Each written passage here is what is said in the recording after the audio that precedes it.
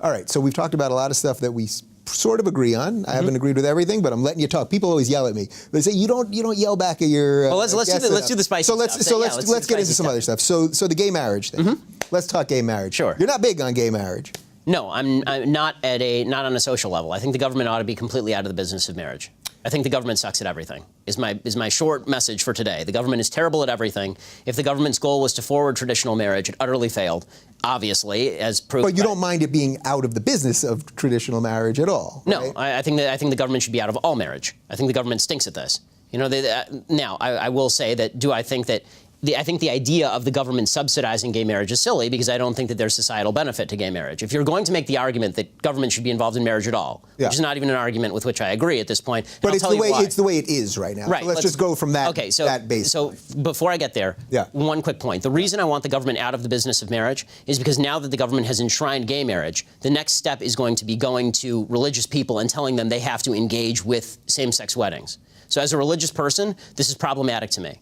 I want a society in which I can do what I want, and I don't have to care what you think, and you can do what you want, and you don't have to care what I think. Right. That doesn't mean you get to come into my synagogue and get married. It also doesn't mean that I have to go to your gay wedding. Right, and that's an interesting place to have the discussion because I would argue for gay marriage for the exact reasons. I don't want the government involved in all of these things, and that's exactly why gay marriage should exist. And I think if Rand Paul had hit that point harder, it would have made a sensible libertarian argument for limited government. And you know what? You want to marry a dude? Go ahead. And you want to smoke weed? You're right. Well, I tend to agree. Both of those things I agree with. And by the way, I find people who smoke weed unbelievably irritating, but that's not my business. Right? I mean, this is the beauty of America is you don't have to give a crap what I think. We usually end the show by taking a bong hit. Oh yeah, well. It's going to be awkward then. Okay. But as far as the secondary argument about let's take the predicate that government is now involved in marriage. Yeah. Should government subsidize gay marriage and straight marriage the same way? My answer is no, because the only purpose for the government getting involved in marriage is the procreation of the next generation and the raising of that generation. And it's my belief that a man and a woman do a better job of raising a child and producing children, obviously biologically, than two men or two women. But isn't the child part of it sort of secondary? I mean, there are plenty of people that get married, gay couples and straight couples that don't have kids. This is societal marriage change. In and of itself isn't just about. But at a governmental level, I don't care about those people. Or meaning, like, I care. I'm happy that they're happy, but I don't really care what they do. Like, the government theoretically has an interest in the production of the next generation. Right. Right. That's the only interest in marriage. So, in fact, you could even make a case that the government ought to be giving, basically tax benefits for having kids, and no benefit for marriage. Right. But the truth is, the reason that this was created in the first place, obviously, is because long before the advent of modern birth control, the fair assumption was that if you were having sex, then you were going to get pregnant. Right? At least if you were having straight sex, you were going to have pregnant. You were going to get pregnant. And thus, we wanted to incentivize people to stick around for that because single motherhood is bad for the community. And so we were going to subsidize that with tax benefits. By the way, there is no marriage benefit. There's a marriage penalty. My wife and I pay a significantly higher tax rate because we have a combined income. Right. So you're not against, so despite coming from some sort of... This is not a religious argument. I don't make a religious argument. So that's what I want to distinguish because we should be for separation of church and state, and I think you are for separation of church and state. So the separation of church and state means, I just want to make a quick distinction. Separation of church and state doesn't mean that I can't bring my religious values to bear in how I vote. It just means that I can't leverage Jewish ritual on you. There's no establishment of Jewish religion or Christian religion, but I should be able to make a secular argument for why what I'm saying is right, is my general rule, because otherwise we're operating in different spheres. If I cite the Bible, it makes no difference to you. You don't care about the Bible. Right. So I'm a secular Jew. Right. I would consider. I mean, I'm an atheist, so it's irrelevant. Right. So your Judaism is ethnic and irrelevant in every other respect. I like Curb. You like Curb? Who? Curb Your Enthusiasm. Oh, well, No. I mean, that's cultural Judaism, like bagels and matzo balls. I don't care. Still pretty good. All right, okay, so let's not get hung up with that. But so you're making the distinction between this isn't coming from a religious place. Now, I think part of the problem when it comes to gay marriage is that a huge portion of the Christian right is trying to impose their religious values on this. So you but are the policy making itself isn't religious. But the policy, no, but like I the want to make rationale for the policy. This is where I'm making a distinction. Yeah. The rationale for people voting can still be religious, but if the policy is not religious, if there's a secular rationale, this is what Scalia said about it actually.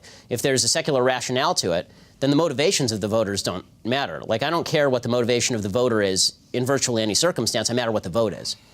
Right? And if somebody wants to vote for lower taxes, I don't care whether they're doing it because they're on principle for lower taxes or whether they personally want lower taxes on their income. I just care about the outcome of the vote. The outcome of the vote. Okay, so basically you don't care about gay marriage. As this country stands right now, you simply don't care. Your one concern, though, is that ultimately this will lead to the government forcing gay marriage on synagogues that don't want to have it or mosques that don't want to have it. Yeah, not ultimately. Like now, in California, they've already passed laws that you have to teach same-sex marriage in public schools, for example. Like, it changes the nature of the teaching. My view on that is I don't know why I went to public school for elementary and part of junior high.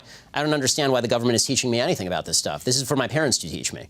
Like, this is a values thing. Right. So I guess that's sort of where it's just values just get conflated with what we're taught. Like, it's just sort of a... Yes and no. I mean, there are no values to math.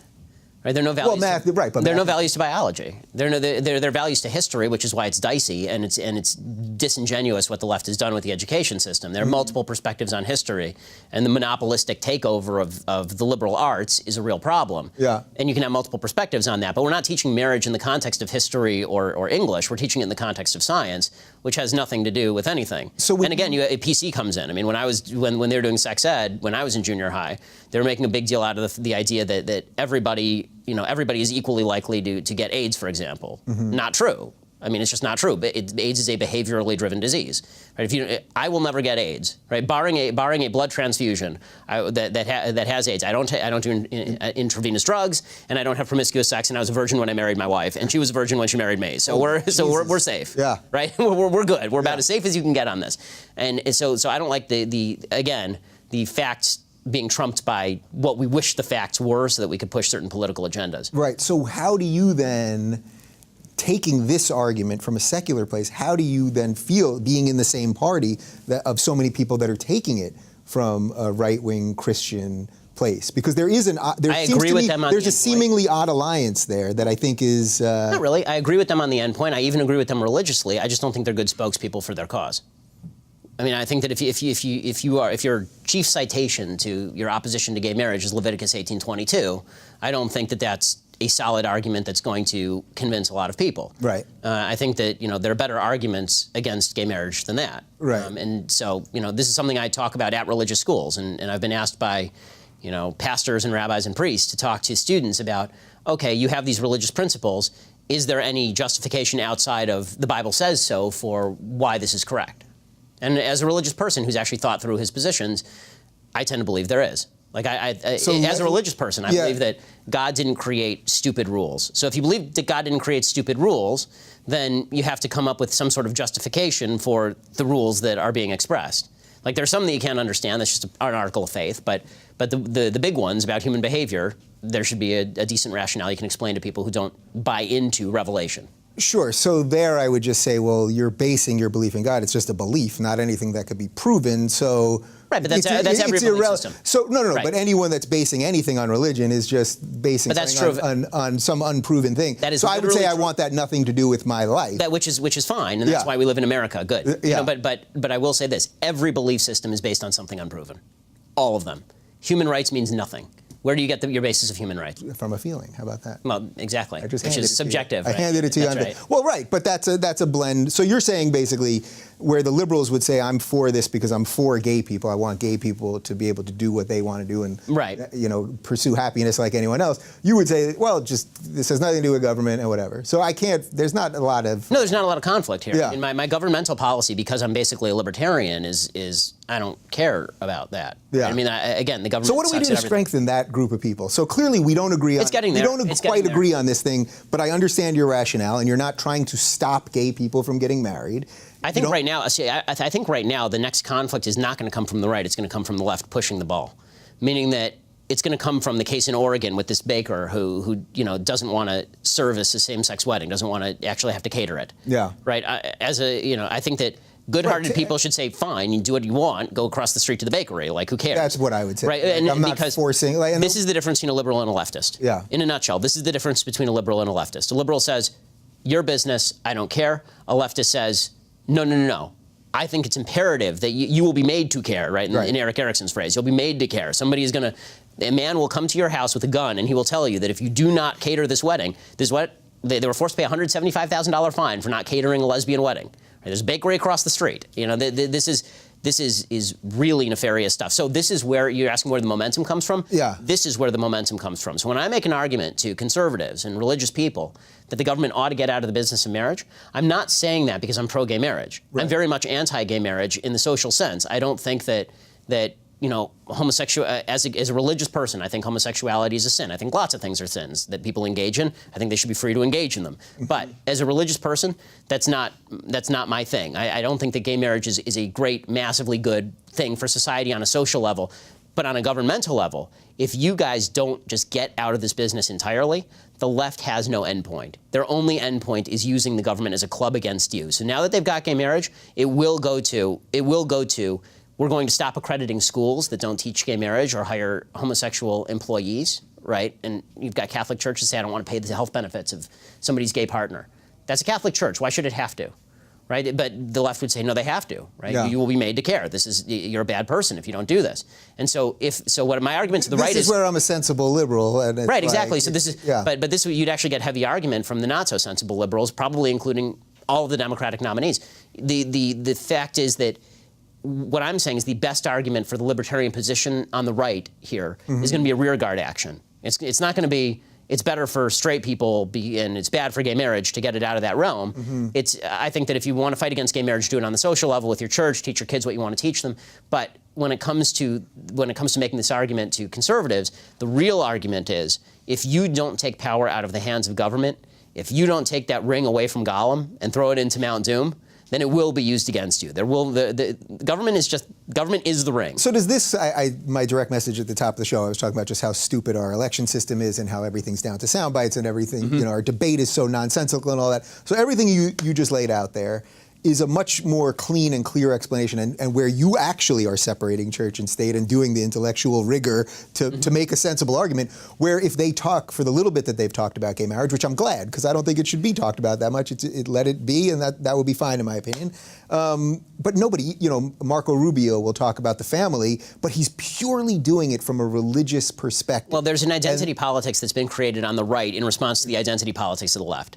So if we're going to be attacked as religious people, we have to talk as religious people, right? So I have to go preach from a pulpit, and if I don't cite, Genesis to talk about a man shall leave his parents and cling to his wife, if I don't cite that, then I haven't spoken the in code that shows that I care about the values of people like you. And this is the way the political game is played. So again, I sort of wish that Americans would see through the political game on all sides, meaning I wish religious people would just say, I agree, I understand you're anti-gay marriage, and I also understand what you're doing here to protect religious people, and you don't have to cite Bible verses at me to prove it. And you end up with idiocies like Donald Trump on stage waving around a Bible, pretending he gives a damn what's in it. Right, misquoting. Right, after 2 marriages and several adulterous affairs and bragging about having his experiences with married women, standing up there with the Bible and going, this is an even better book than The Odd of the Deal. It's like, if this is how you vote, if you're able to be pandered to that way, that's a sad commentary on American politics. And in its way, it's really no different from Hillary Clinton going to the black community and saying, you're the victims, and now I'm going to speak the language you understand. Here's how you know that I care about you. Yeah. I'm not big into caring. I think that people who pretend to care about you are generally people who want the power to control your life. The only people that I want power in their lives, and they want power in my life, are my immediate family. That's it.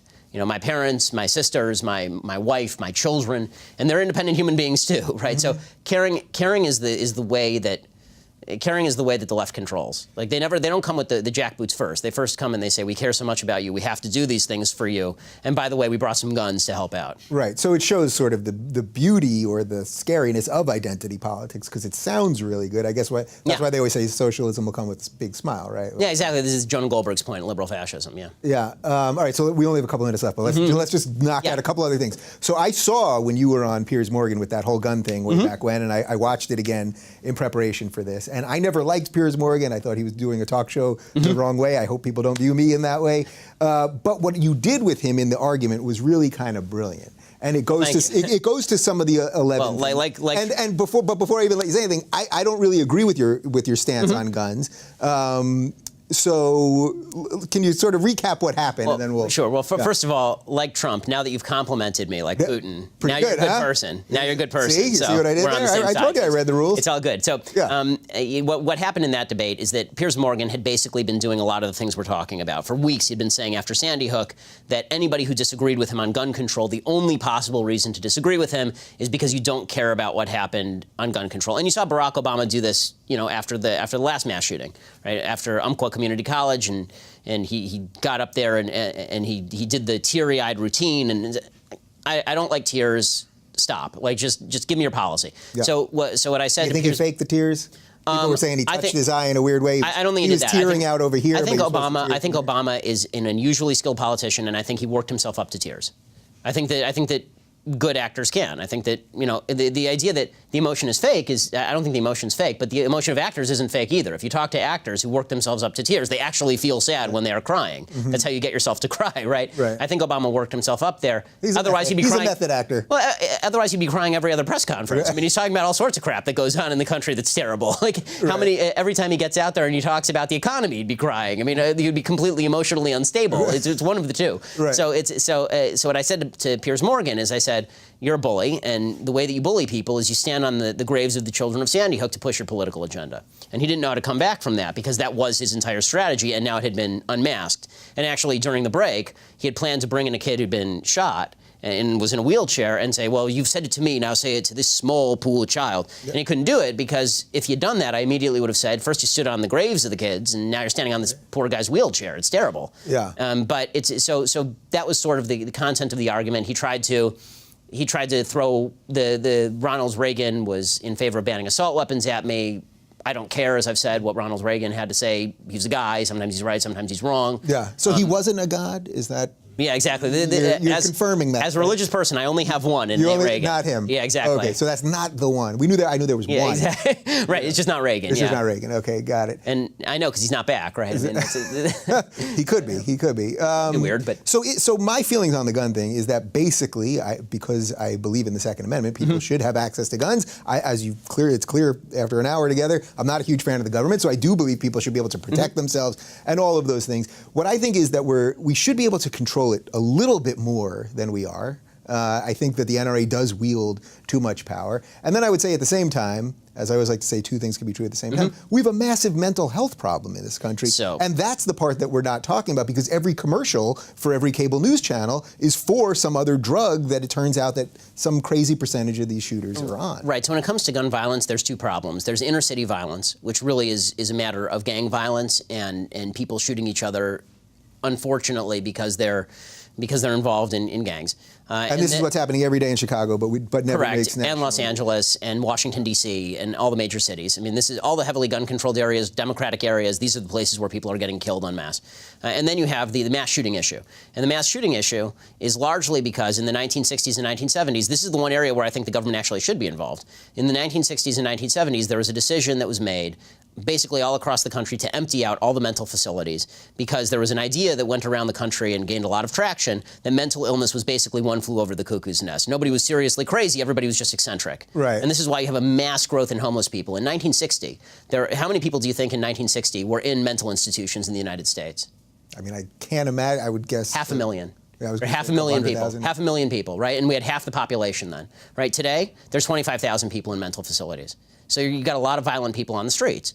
And so you have a lot of violent people on the streets, you're going to end up with more mass shootings. And that's why every time there's a mass shooting, almost invariably, it's somebody who is crazy, and we've known they're crazy. And involuntary commitment laws are really, really difficult because you have to show that the person is a threat to themselves or others, as opposed to the old standard, which was they're incapable of caring for themselves. One of the big problems with paranoid schizophrenia, which has afflicted a lot of these shooters, is that you have a condition where you literally can't even recognize that you have the condition, so you won't take your drugs. If we let you out, you'll just go off the drugs and you'll go right back to doing what it was that you were doing in the first place. But even the drugs often is part of it. Well, so it's people that are off the drugs and it's people that are on them. Most of the people who are committing these acts are not on heavy medication. Most of the people who are committing these acts are people who've gone off their medication and they have significant mental illness and they need to be medicated. So, this is an area where the mental health system is dramatically underfunded. The laws are complete. When it comes to people who legitimately cannot cannot take care of themselves. I'm speaking as somebody whose grandfather was a schizophrenic who went into a mental hospital. They gave him lithium, and then he spent the rest of his life as a happy, productive human being. Right? These are things that might not have been possible now, and so this is an area where I actually think that there is a role for the government in this, because John Locke would have thought the same. John Locke said this in his writings. He said that the problem of mental illness is one that sort of falls on society as a whole, because you have a group of people who can't take care of themselves. That's the real problem with mass shootings. Taking my guns away from me or taking another law-abiding person's gun away from them, that's not going to stop the mass shooter. In fact, it's probably going to create more mass shootings, because now I can't defend myself. So would you say the NRA is a problem at all within this? I think the NRA is an incredibly valuable organization, because it's pushing against people on the other side. I don't have to agree with everything the NRA says to think that they're an incredibly valuable organization that's channeling the legal hopes of a lot of Americans to protect the Second Amendment. And we're about one vote away on the Supreme Court from the Second Amendment disappearing entirely. So that's a little scary. All right, so let's just do some Supreme Court stuff, and that's how we're going to end this. So with this whole thing with Scalia right now and this spot, where do you stand on this? It seems to me that Obama has to nominate someone. That's his job. He's the president. Are you with me so far? He's the president right now. He can. He doesn't have to. But it's his job. Of course he will. It's his job, and if it was a Republican, of course he will. Right. Okay. And now that it's up. And I don't care if he does. That's as you say. He has the capacity to do it. It's one of the only things that he's actually allowed to do as president that he's doing, as opposed to all the other things he's doing, which he's not allowed to do. But we got to finish up, so we have to focus on this one. So, all right. So we're in agreement on that, and then it'll be up to the Senate to either confirm this person or not. They don't have to give him an up or down vote, though, right? I mean, they can do whatever they want. So what do you make of the Mitch McConnell and the rest of these guys that are like, he shouldn't even nominate anybody and all that? I think it's an idiotic line of argument.